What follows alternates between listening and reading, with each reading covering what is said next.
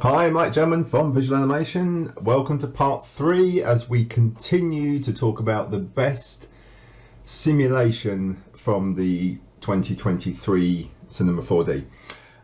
So we've looked at a couple of things so far, clothing and some balls that stick using a volume mesher.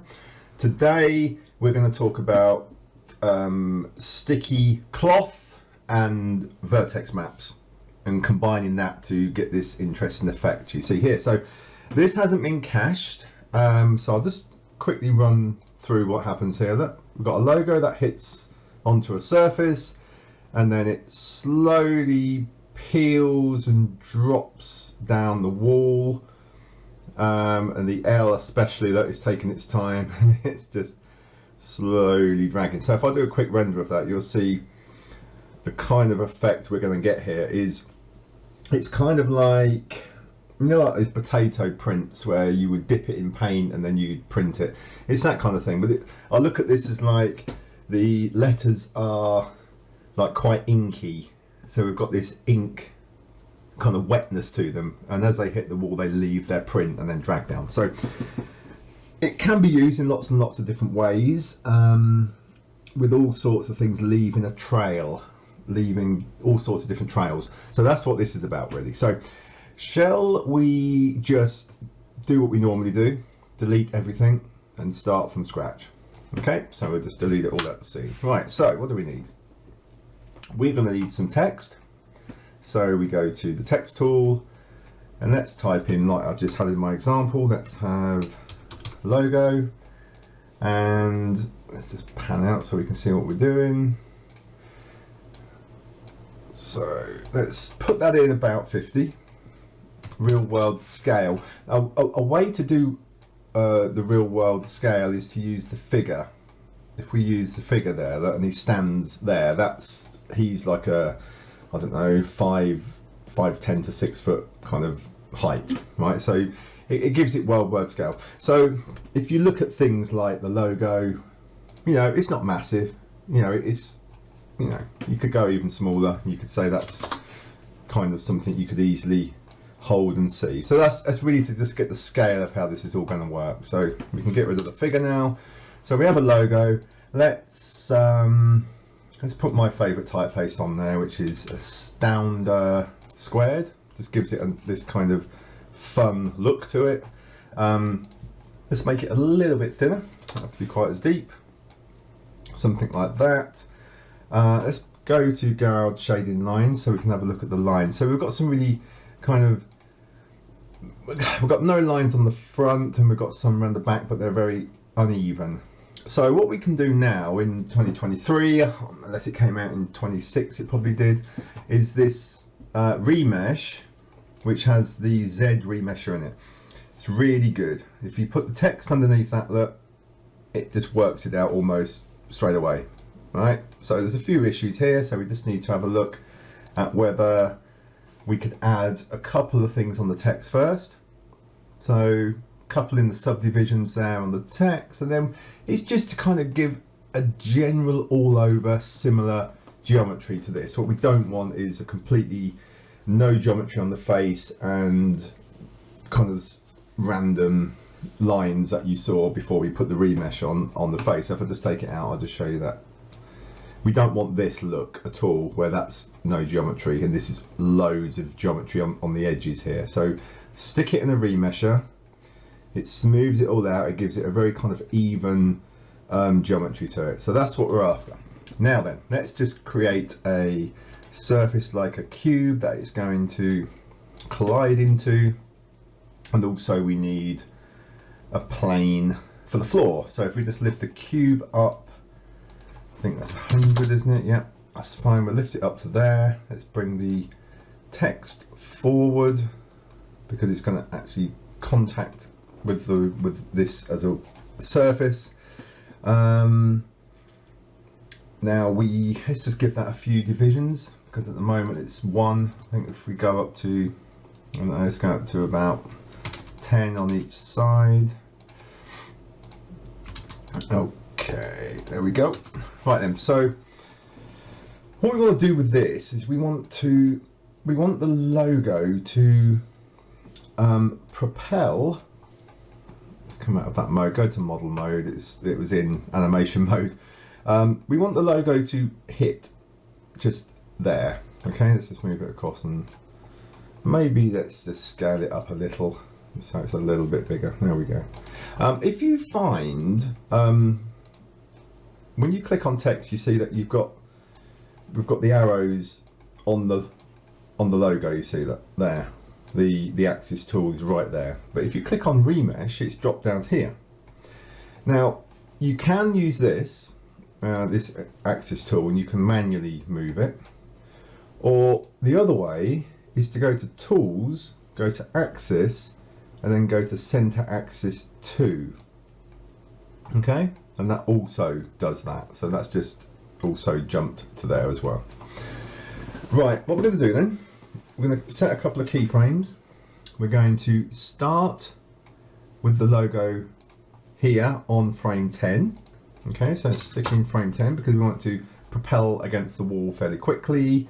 So we'll set a keyframe there at 10, and then we'll return the playhead back to 0, and then we'll take this out here, somewhere back to there, and then create another keyframe. So it will move in like that.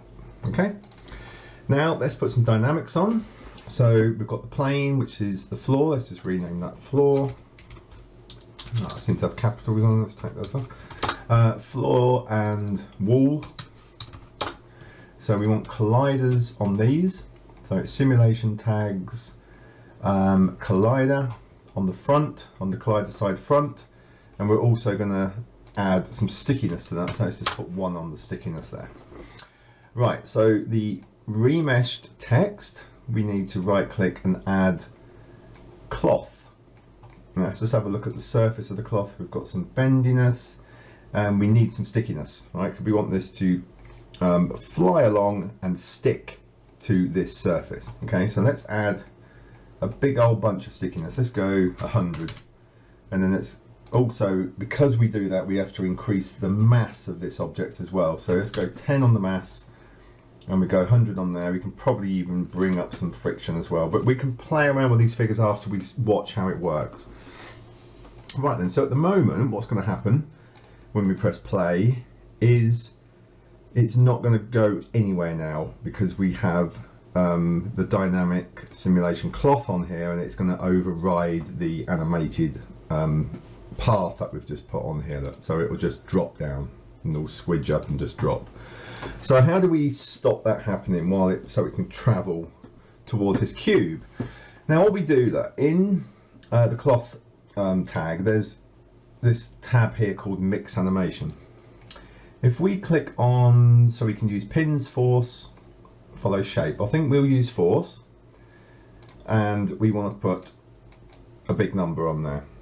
Okay, so at this stage it won't really be affected by cloth. It will be more like the cloth is not applied. Okay, so if we keyframe this strength here, and then what we need to do first is just turn off cloth, because we need to be able to just watch this movement like so. So we want to go to there, so just before it hits the wall, and if we go back to mix animation, we can keyframe that at 100. We keyframe 1 forward where it hits the wall, and then we bring this back down to 0 because we don't want it to be affected at all. Sorry, we want the cloth to be fully affected at this point. So at 100%, the cloth is not really coming into play because it's mixing it with a force that allows it to not act like cloth, right? So if we take away that force, it will be fully acting like cloth. So we're basically saying 100% no cloth force here. And then at the very last minute it will go to cloth. So let's just try what happens. Okay, so that's, you're not going to see a lot at the moment because we haven't got other things happening, but we have got it go there and then it stops. Right, so at the point it stops, we have no strength there. What do we have here that we can change? Okay, I know why it's not working. because we disabled it, didn't we, from working. So let's go back and try that again. So as it goes forward, bang, it hits, and there we go. And then it will slowly just kind of stick, and then bits will fall off like that. Yeah. Okay. And we can adjust this. So we can adjust it in here with the stickiness. So if we bring that down to, say, 10, and then we try it, it will drop off much quicker, not really stick to the wall at all. It will just stick a little and then come off. So we want that to stick a bit more. So let's try 60 and see if that kind of sticks and then drops. That's not too bad. It's not too bad. And the other thing that we can do to influence this, if we go to Control D in the project settings, we can change the substeps, the iterations, and the collisions all in here. So if we dial this up 80, something like that, let's bring this down to about 2, so about 80 on substeps. Let's see what happens now.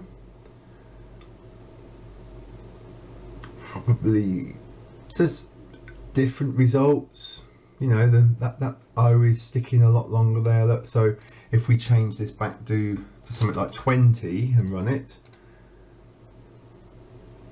completely different results. So you have to look at the stickiness in the cloth tag, the bendiness, the stickiness, the friction, the mass, and then we also have this other layer on Control D, the project settings, where the substeps and the simulation seen here also affect what happens. Okay, so you can adjust it in both places. So we can just counter one against the other, and we can just keep doing this until we're happy with the way it does it. I quite like that one. This is where it's just nice to have some of the letters drop quicker than others, and then they stick and then they go, that kind of thing. So we'll stick with that just for this example.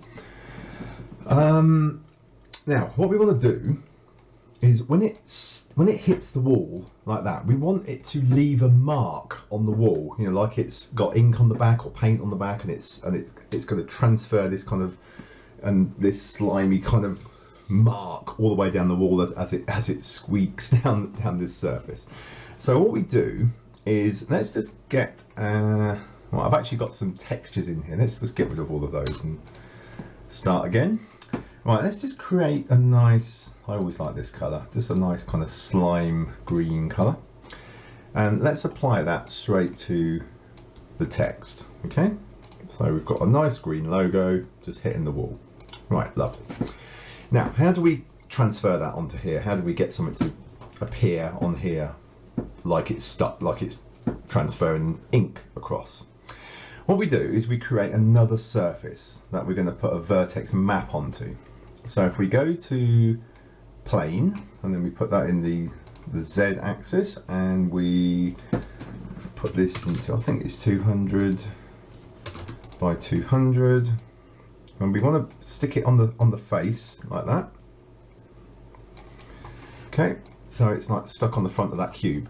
And then we need a lot more segments to this, because it will define the resolution of the mark that's left behind on the wall. So if we go 200 by 200, something like that, it's a much tighter mesh we see here, look. And what we're going to do with this is we're going to right click, and we're going to add, under other tags, we're going to add a vertex map. So it'll go red, and when it's red it means nothing is active. Okay, when it's yellow, they're the active parts. Right, so what are we going to do then? What's the theory here? As this logo hits there, we want this to affect this vertex map. We want to say, logo, you've touched the red, it now needs to go yellow where it's touched. Okay, and the way we do that is if we click on the vertex map, look, we've got fields. So we can drop in the text, but we need to drop in, I think we need to connect this up. Right, so I can drop in the remesh there, and it will probably react, it does, but I think you'll see it will be very, very slow. You see how slow that's going? If that ever happens, it's trying to work out too many calculations. We need to connect these objects together of the text and the remesh before we drop it in. So we go onto this menu here and we go to, I can never find these things, connect, and then we're going to drag the remesh and text under as a child of the connect. And then if we go back to vertex map, let's delete that remesh, and then let's drop in the connect object underneath there. Right, so now let's just rewind and play. Much quicker, okay? It's still impacting, but it's a much quicker animated sequence by doing that. So remember, when things are connected like this, or if you're using things like remeshing and things, a connect will bring it all together and speed up the process. Right, so now we've got connect, we've got too much spread around there, okay? We want it to hit just behind the characters and not spread out. So the way we do that is we click on connect. Let's just lift that up a little so you can see. And as you can see, that the radius is set at 20 centimeters, so it's far too big. So let's change the mode to surface, and then let's change that to 1. All right, so straight away it's disappeared because it's just behind it. So if we rewind and play, it will hit, and then you'll see, but you don't see anything else, okay? As that's gone down, it's hit it at this point, and you can see some yellow here, okay? But then as the letters start to peel off, the yellow disappears. So we need that yellow to stay because we want it to be a mark, a stain, or like a trail, don't we, left on there. So the way we do that is under the fields here, we need to click on this one where it says clamp, and we need to add a decay to this, okay? So if we then click on decay, that we see it's set at 50%, and we need to up that to 100. Okay, and then if we rewind and play again, it will hit, and then that will stick. Now that's a very clean kind of mark, okay? And you might want it to look like that, completely clean.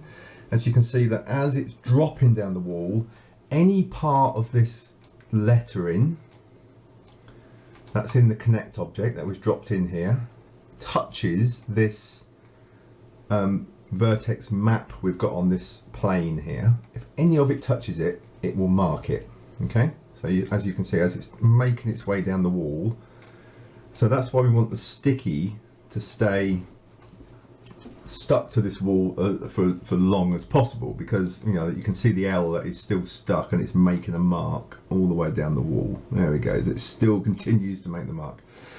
So that's not too bad. That gives you a really cool looking effect, doesn't it?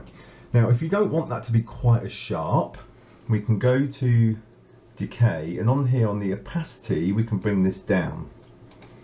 Okay, so when we run it again, look, it's not as bright.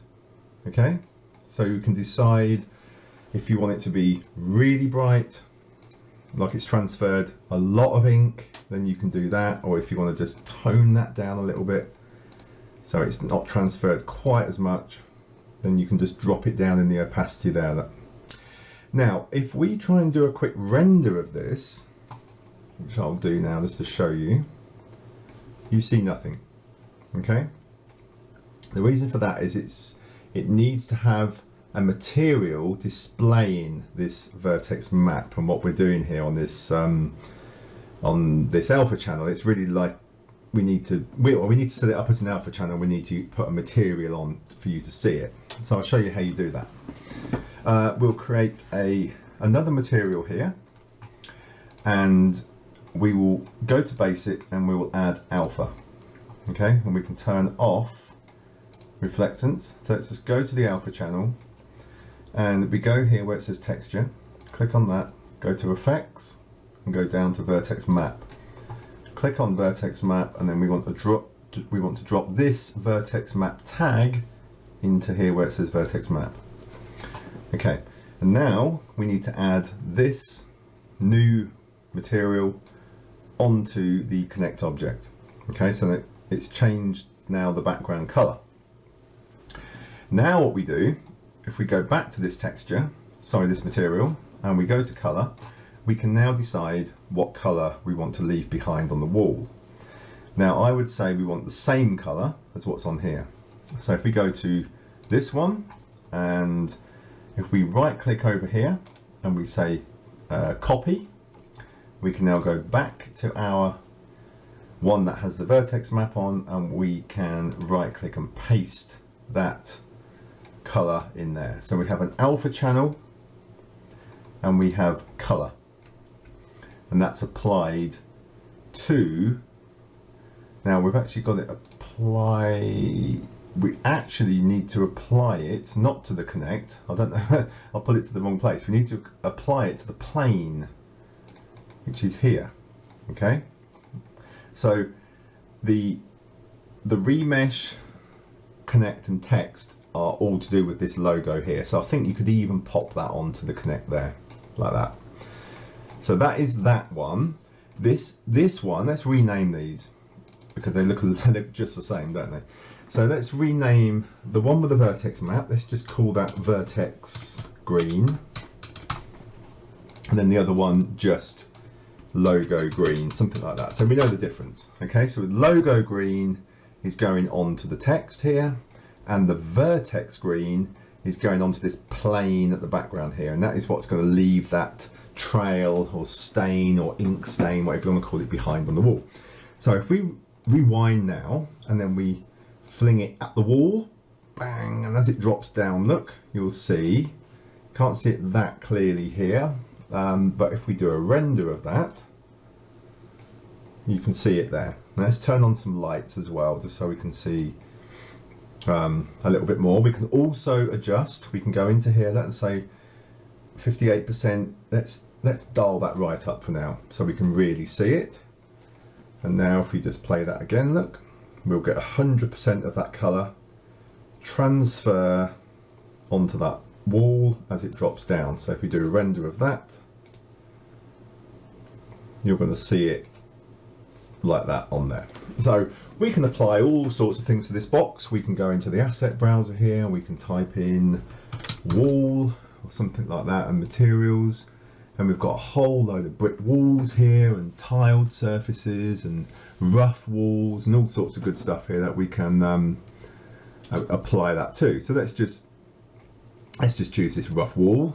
Okay, then we can put that onto the wall, and then if we render that, we've got this nice kind of textured, let's have a look at it from an angle. Okay, so we've got the letters, they've hit the wall, and as I said before, you might think, oh, that's a little bit too much green. You know, it wants to make a stain rather than actually transfer like all of that ink or paint onto it. So you do that in here, literally in the decay where it says opacity. As you can see on the screen, that's going from full down to somewhere like that. And if you render it there, you can see it gets a little bit fainter. You could probably, and there's another one that I have added into here before as well, which is a delay. It's quite nice to, it just kind of delays bits so it kind of catches up. I'm trying to see if that's working. Is that working, or do we need to have it underneath? We probably need to, let's see if we might need to add some of these up to make them work. Okay, that's working. That's working. That you can see what's happening is it's hitting at full strength, look, then you can see a lot of it's fading a bit afterwards. Okay, so if you don't have this one on, if you don't have the delay on, you get that full, oh actually no, you don't, because it's we have to disable it there. Okay, let's see what that does.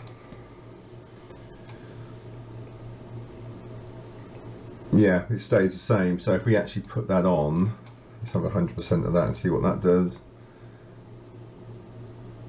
It's fading in places. So if we take a shot of that, you'll see it's quite nice, isn't it? Because you've got a stronger areas and weaker areas and faded, and you probably more typically get that rather than it be solid.